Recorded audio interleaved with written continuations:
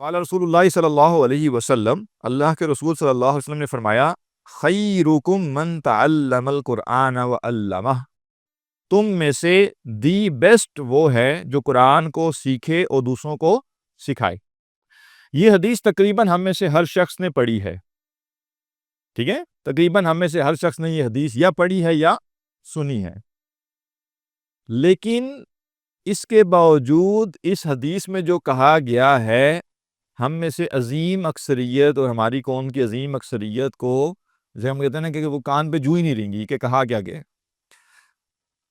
ایک المیہ یہ ہوتا ہے کہ بعض کا ہم کہتے ہیں کہ حدیث میں یہ آیا ہے، حدیث یہ کہتی ہے، تو ہم یہ بھول جاتے ہیں کہ یہ کلام کس کا ہے،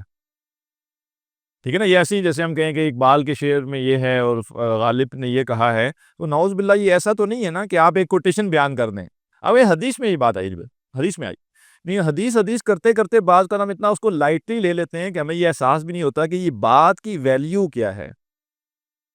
تو اس لیے یہ احساس کرنا کہ جب ہم کہتے ہیں یہ حدیث ہے، تو اس میں یہ کہ دنیا کے سب سے معزز، سب سے افضل انسان جن کو اللہ تعالیٰ نے رسول بنا کر بھیجا اور جن کا کہا ہوا اس کے بارے میں قرآن مجید کہتا ہے، وَمَا يَنطِقُ عَنِ الْهَوَىٰ إِنْ هُوَ إِلَّا وَحْيٌ يُوحَىٰ، یہ تو اپنی خواہش سے کچھ بولتے ہی نہیں، جو بھی بولتے ہیں وہ وہی ہے جو اللہ نے ان کی طرف کی ہے، یعنی ان کا جو کلام ہے وہ پروٹیکٹڈ ہے اللہ کی طرف سے۔ اور آپ نے مبالغے سے کام نہیں لیا، نعوذ باللہ، ٹھیک ہے، آپ نے کبھی آپ نے شعر نہیں کہے، آپ نے سمبولک باتیں نہیں کی، بلکہ آپ نے جو بات حقیقی تھی وہ اس امت کو بتائی۔